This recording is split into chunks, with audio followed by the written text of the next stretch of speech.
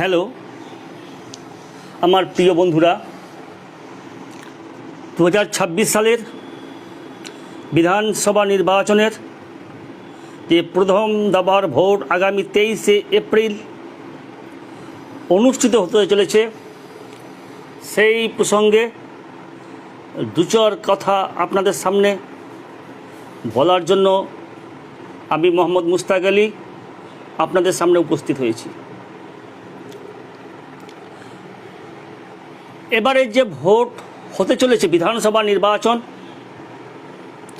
একদিকে যেমন আনন্দের, অন্যদিকে তেমন বিষাদের। রাজ্যের 91 লক্ষ মানুষের ভোটাধিকার কেড়ে নেওয়া হয়েছে, যাদের বেশিরভাগটাই মুসলিম সম্প্রদায়ের। আমি এসআইআর প্রসঙ্গে আসব। বঞ্চিত মানুষদের ভোটাধিকার যেভাবে কেড়ে নেওয়া হয়েছে সেই বিষয়টা নিয়েও তুলে ধরার চেষ্টা করব। তার আগের প্রেক্ষাপটটা আমি আপনাদের সামনে ব্যাখ্যা করার চেষ্টা করছি। আজকে রাজ্য বিধানসভায় যে গুরুত্বপূর্ণ বা অপেক্ষাকৃত শক্তিশালী দলগুলো লড়াই করছে,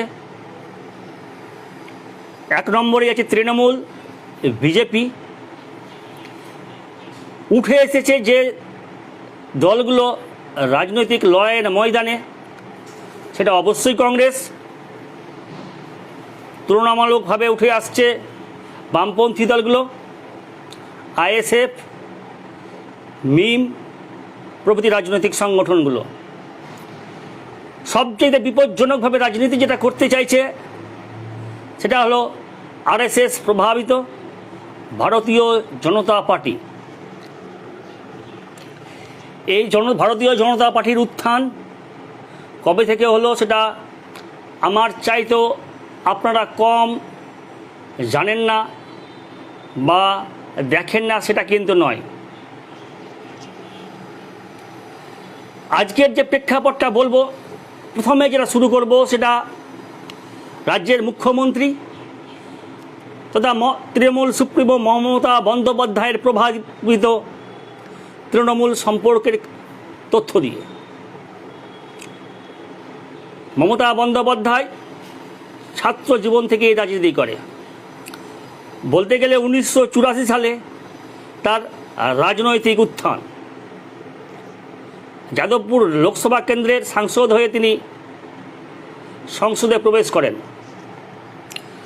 ডাকাবুকো রাজনীতিক ছিলেন, তবে তার স্বপ্ন ছিল মুখ্যমন্ত্রী হওয়া।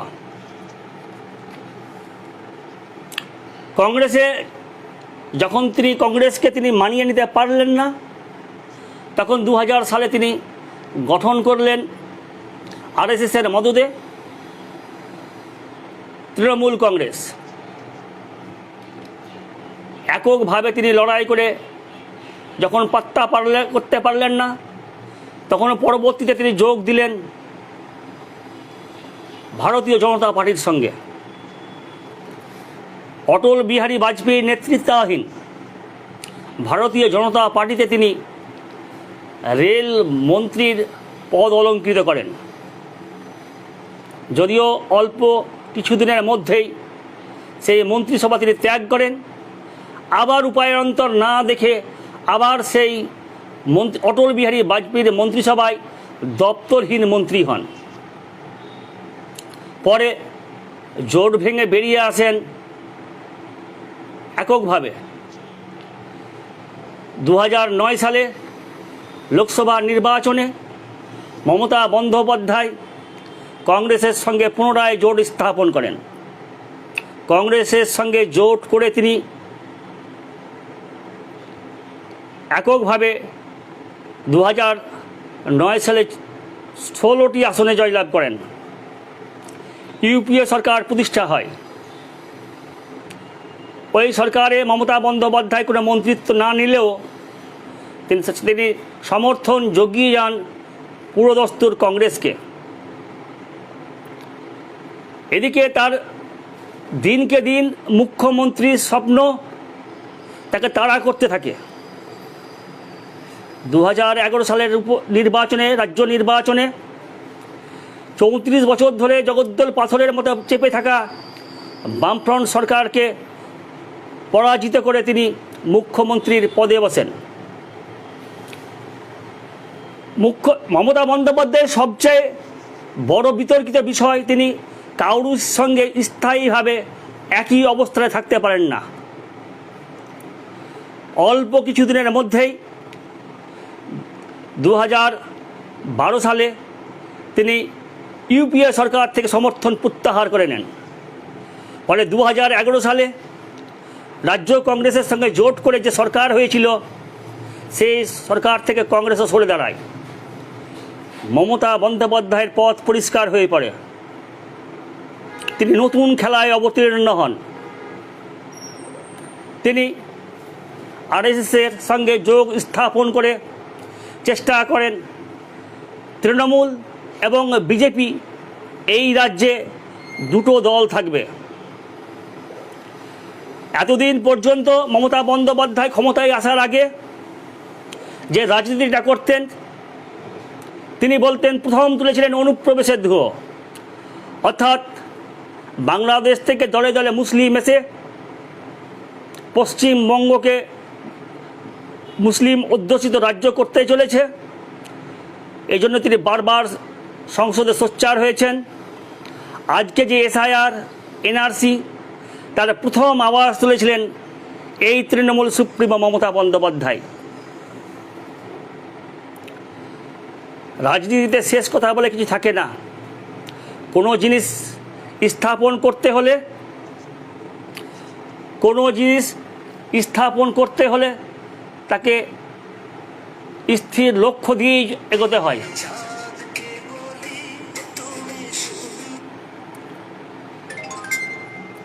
মমতা বন্দ্যোপাধ্যায় যখন রাজ্যে মুখ্যমন্ত্রিত্বের পদে আসীন হয়েছেন, তখন তিনি মুসলিম প্রেমের কথা দেদারভাবে বলতে থাকেন। 2011 সালের রাজ্য বিধানসভার ভোটে তিনি প্রতিশ্রুতি দিয়েছিলেন যে বামফ্রন্ট যে মুসলিম স্বার্থকে জলাঞ্জলি দিয়েছিল, মুসলিমদের যেভাবে বঞ্চনা করেছিল, তার তিনি প্রতিকার করবেন। 2012 সালে তিনি ইমাম ভাতা ঘোষণা করলেন। যে ইমাম ভাতা আসবে, সেই ইমাম ভাতাটা রাজ্য ওয়াকফ বোর্ড থেকে। একই সঙ্গে তিনি ঘোষণা করলেন পুরোহিত ভাতা। যদিও তিনি পুরোহিত ভাতাটা উজ্জ্ব রেখে ইমাম ভাতা চালু হয়েছে বলে রাজ্য দিয়ে ঢাক পেটাতে লাগলেন। একই সঙ্গে ঢাক পেটাতে লাগলেন যে মুসলিমদের 100% উন্নয়ন হয়েছে। অর্থাৎ বিজেপি যে অভিযোগটা করে মুসলিমদের তোষণ, অর্থাৎ মুসলিমদের বাড়িঘরে বুলডোজার করা ছাড়া, মুসলিমদের উপর অত্যাচার করা, মুর্শিদাবাদের মানুষকে পেটানো ছাড়া, মুসলিম মানুষদের পেটানো ছাড়া যেটাই করা যায় সেটাই তোষণ, সেই নীতিকে প্রতিষ্ঠা দিতে মমতা বন্দ্যোপাধ্যায় একই সঙ্গে জোরে আওড়াতে লাগলেন মুসলিমদের 100% কাজ হয়ে গেছে। প্রতিফলটা হলো কি, প্রত্যেকটা হিন্দু মধ্যে একটা বদ্ধমূল ধারণা হতে লাগলো যে এই মুখ্যমন্ত্রী, এই তৃণমূল সরকার হিন্দুদের বঞ্চনা করছে, মুসলিমদের উপেক্ষা করছে। এই হাতিয়ারটা বিজেপির হাতে, আরএসএসের হাতে তুলে দিলেন স্বয়ং মমতা বন্দ্যোপাধ্যায় এক মিথ্যা প্রতিশ্রুতির বন্যা দিয়ে, মিথ্যা তথ্য দিয়ে। 2012 সালে পর 13 আসলো, 14 আসলো, মুসলিমদের উন্নয়ন যে জায়গায় ছিল বামফ্রন্টের আমলে সেই একই জায়গায় থাকলো, কেবল পরিসংখ্যানের বন্যা বইতে থাকলো। 2016 সালে যখন আবার বিধানসভা নির্বাচন হলো, বামফ্রন্ট কংগ্রেস দুর্বল হলো। এর পরেই মমতা তার আসল রূপ ধারণ করলেন। বামফ্রন্ট, বামশক্তি এবং কংগ্রেসকে ছলে বলে কৌশলে প্রশাসনিক ক্ষমতা ব্যবহার করে তিনি তিল তিল করে নয় দুর্মুষ করলেন। যারা নির্বাচিত বিধায়ক ছিল, যারা নির্বাচিত জেলা পরিষদ সদস্য ছিল, যেসব নির্বাচিত পঞ্চায়েত ছিল, সবগুলোই তিনি প্রশাসনিক এবং গায়ের জোরে দখল করলেন। কখনোই দেখা গেল না তিনি বিজেপির ওপর খড়গহস্ত হলেন। বিজেপির যে সাম্প্রদায়িক নীতি, সাম্প্রদায়িক যে মেরুকরণের রাজনীতি, তার বিরুদ্ধে তিনি সোচ্চার হলেন, গঠনমূলক কোনো ব্যবস্থা নিলেন। তার উদ্দেশ্য একটাই থাকলো, রাজ্যে এক থাকবে তৃণমূল আর এক থাকবে বিজেপি, যাতে সহজেই অন্তত মুসলিমরা দুটো অন্য কোনো পথ না পেয়ে হয় বিজেপিতে যাবে অথবা তৃণমূলে যাবে। ফলাফল কি দেখলাম? 2021 সালের বিধানসভা নির্বাচনে দুটো দল ক্ষমতায় এলো। এক আইএসএফের নৌসাদ সিদ্দিকি ছাড়া সমস্ত কংগ্রেস এবং বামপন্থীরা বা অন্যান্য দলের প্রার্থীরা পরাজিত হলেন। ক্ষমতায় আসলো তৃণমূল, বিরোধী আসনে থাকলো বিজেপি। মমতার পথ আরও প্রশস্ত হলো। একদিকে রাজ্য বিধানসভায় একের পর এক সিদ্ধান্ত, বিতর্কিত সিদ্ধান্ত মুসলিম মানুষের আঘাত লাগতে লাগলো, অন্যদিকে মুসলিমদের যে বঞ্চনা আছে, বঞ্চনা বাড়তেই থাকলো। এসএসসি কেলেঙ্কারি, এর মধ্যেই ঘটে গেল এসএসসি কেলেঙ্কারি। যে এসএসসি কেলেঙ্কারিতে বহু চাকরিজীবী যারা মেধার বলে চাকরি পেয়েছিল, তাদের চাকরিটা চলে গেল, যার মধ্যে মুসলিম তরুণ তরুণীর সংখ্যা কিছু কম ছিল না। পরে দেখা গেল আরও সমস্যা বাড়িয়ে তিনি প্রত্যেকটা চাকরিতে মামলার পর মামলার পাহাড় তুলতে লাগলেন। একদিকে যখন বিধানসভায় রাজ্যে যখন ডামাডোল পরিস্থিতি, তখন বিজেপি তার প্রোপাগান্ডা বাড়িয়ে চলেছে তৃণমূলের এই প্ররোচনাতে বা তৃণমূলের পরোক্ষ মদতে। এই রাজ্যে একটার পর একটা বাড়তে থাকলো আরএসএসের প্রশিক্ষণ কেন্দ্র। মমতা বন্দ্যোপাধ্যায় রাজ্যে যেমন প্রবঞ্চনা তঞ্চকতা শুরু করলো, একইভাবে সংসদে তার সাংসদরা নীরব দর্শক হয়ে বসে থাকলো জনবিরোধী কেন্দ্র সরকারের একের পর এক বিল নিয়ে।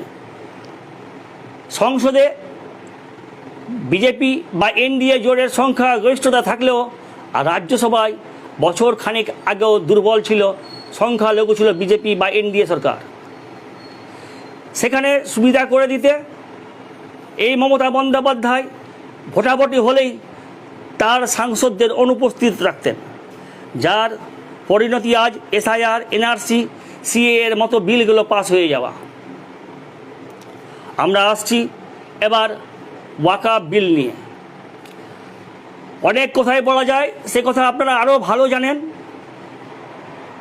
কিন্তু তবু যেটা আমরা বলবো এই মুহূর্তে, ভোটের মুহূর্তে, মমতার কিছু ভূমিকা নিয়ে, মুসলিম ভূমিকা নিয়ে। ওয়াকফ বিল নিয়ে যে বিল পাস হলো, ঠিক অসাংবিধানিক এবং বেআইনিভাবে সে বিলকে তিনি পরোক্ষভাবে সমর্থন করলেন। মুর্শিদাবাদে যখন ওয়াকফ বিল সংশোধনী আইন বাতিলের দাবিতে আন্দোলন হলো, উনি আরএসএসের মদদে যে ধুলিয়ানে যে হামলাটা হয়েছিল, যে দাঙ্গাটা হয়েছিল, তার সম্পূর্ণ দায় চাপিয়ে দিলেন মুসলিমদের কাঁধে। দুঃখজনক ঘটনা, ওখানে ইমতিয়াজ আহমেদ বলে একজন গুলিবিদ্ধ হয়ে খুন হলেন। দুই হিন্দু মানুষ জমিকে ঘটনা কেন্দ্র করে খুন হলেন। 18 জন মুসলিম যুবক গুলিবিদ্ধ হলো, যাদের মামলা আজও নেওয়া হয়নি। অথচ সেই পুলিশ নিশ্চুপ নীরব দর্শকের ভূমিকায় থাকলো। দোকানপাটে আগুন লাগলো, উভয় সম্প্রদায়ের, শুধু ক্ষতি হিন্দু সম্প্রদায়ের হয়নি, তুলনামূলকভাবে অনেক সম্পদ ক্ষতি হয়েছিল, লুটপাট হয়েছিল মুসলমানদেরও। এটা দাঙ্গাবাজরা করেছিল। ফ্যাক্ট ফাইন্ডিং এপিডিআর যেভাবে করেছিল, দা হিন্দু পত্রিকা যেভাবে লিখেছিল, তাতে তারা স্পষ্টভাবে ঘোষণা করেছিলেন, জানিয়েছিলেন, তদন্তমূলক রিপোর্ট প্রকাশ করে জানিয়েছিলেন এই দাঙ্গার পিছনে পুরোটাই হাত আছে আরএসএসের এবং বিজেপির। ঝাড়খণ্ড থেকে গুন্ডা ভাড়া করে নেতারা এই দাঙ্গা লাগিয়েছিলেন। অথচ একপাক্ষিকভাবে এই মমতার সরকার 10,000 মুসলিমের নামে জামিন, একাধিক জামিন অযোগ্য ধারায় মামলা চাপিয়ে দিয়েছে। আজও বহু মানুষ জামিন পায়নি। এরপরেই আসলো এসআইআর। একাধিক মানুষ, মানবাধিকার সংগঠন দাবি করলো এই এসআইআর রুখতে পারে একমাত্র গণ আন্দোলন। মমতা বন্দ্যোপাধ্যায় তখন একটা আশ্বাসবাণী তোতা পাখির মতো নিজে আউড়ে গেলেন, তার দলের সৈনিকদের দিয়ে আউড়ালেন। রাজ্যে তৃণমূল সরকার থাকলে এসআইআর হবে না।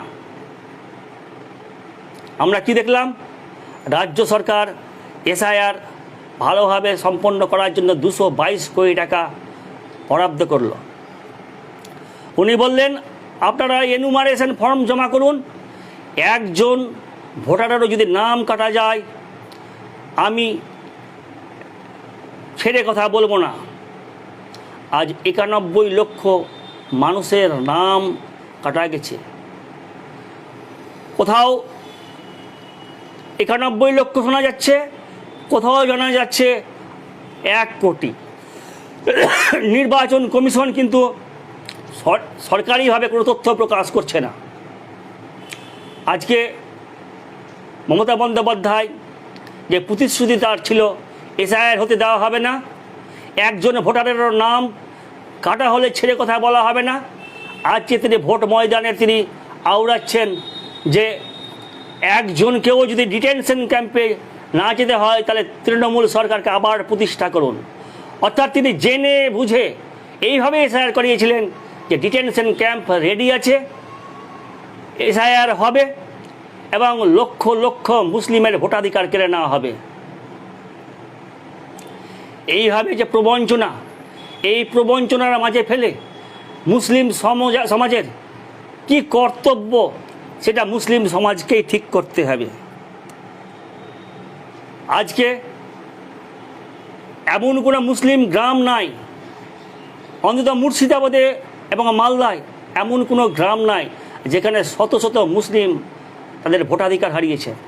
আমি বলছি না যে কেবলমাত্র মুসলিমরাই ভোটাধিকার হারিয়েছে, স্বল্প সংখ্যক হলেও আদিবাসী হারিয়েছে, আদিবাসী সম্প্রদায়ের মানুষ হারিয়েছে, দলিত সম্প্রদায়ের মানুষ হারিয়েছে, মহিলা সবচেয়ে বেশি টার্গেট হয়েছে, এই ভোটাধিকার হরণ হয়েছে মহিলাদের, শ্রমজীবী এবং পরিযায়ী শ্রমিকদের, যারাকে সবচেয়ে বড় শত্রু হিসাবে দেখে বিজেপি। কর্পোরেট সংস্থাগুলোকে দ্বিতীয় শ্রেণীর নাগরিক করে সস্তা শ্রমিক সরবরাহের যে সুদূর প্রসারী চিন্তাভাবনা, সেই সুদূর প্রসারী চিন্তাভাবনা বাস্তবায়ন করতে মমতা বন্দ্যোপাধ্যায় সুকৌশলে নির্বাচন কমিশন এবং বিজেপির সঙ্গে গোপনে হাত মিলিয়ে আজকে লক্ষ লক্ষ ভোটারের নাম কেড়ে নিয়েছে। আজ সময় হয়েছে আমাদের চিন্তা ভাবনা করার। আমরা কি ভোট ভাগ করে বিজেপিকে বকলমে ক্ষমতায় এনে দেব, না বিজেপির আড়ালে তৃণমূলকে একইভাবে রাজ্যে অস্থিরতা করতে দেব? যে চিন্তা ভাবনা আমাদের প্রত্যেক ভোটারের।